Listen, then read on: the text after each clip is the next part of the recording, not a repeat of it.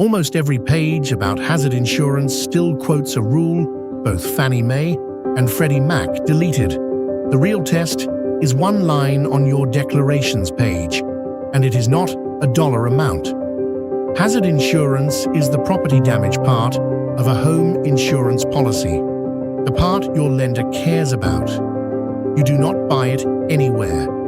You buy a homeowner's policy, and the hazard cover arrives inside it, alongside liability, contents, and living expenses.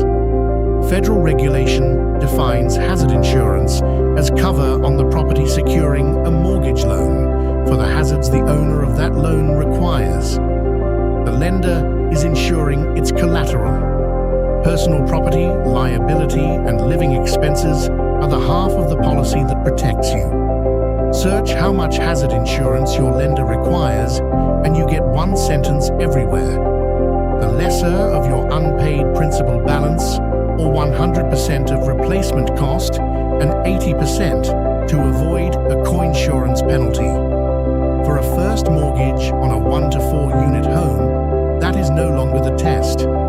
Both government-sponsored enterprises now test the policy's loss settlement terms instead. Fannie Mae says coverage sufficiency is determined by confirming those terms, and the policy must provide coverage on a replacement cost basis, with the exception of roofs. Freddie Mac says the same thing in fewer words. The lesser of formula did not vanish. It moved.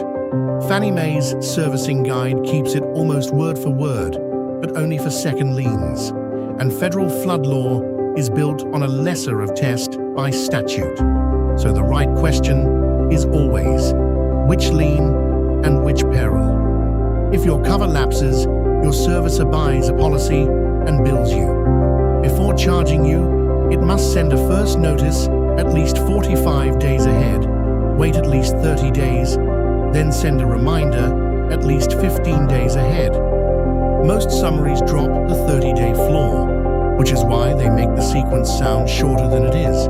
Within 15 days of receiving evidence that you had cover in place, the servicer must cancel its policy and refund every premium and fee for the overlapping period. Not credit it forward, refund it. And if you are behind on the mortgage but you have an escrow account, being late is not by itself a reason to force place. The regulation says an escrow account holding insufficient funds does not count as being unable to disburse. An empty escrow account is not an excuse. The full breakdown is on dreamyleads.com. General information, not professional financial, tax, legal, or insurance advice. See the full breakdown and compare your options at Dreamy Leads Research. The link is in the description.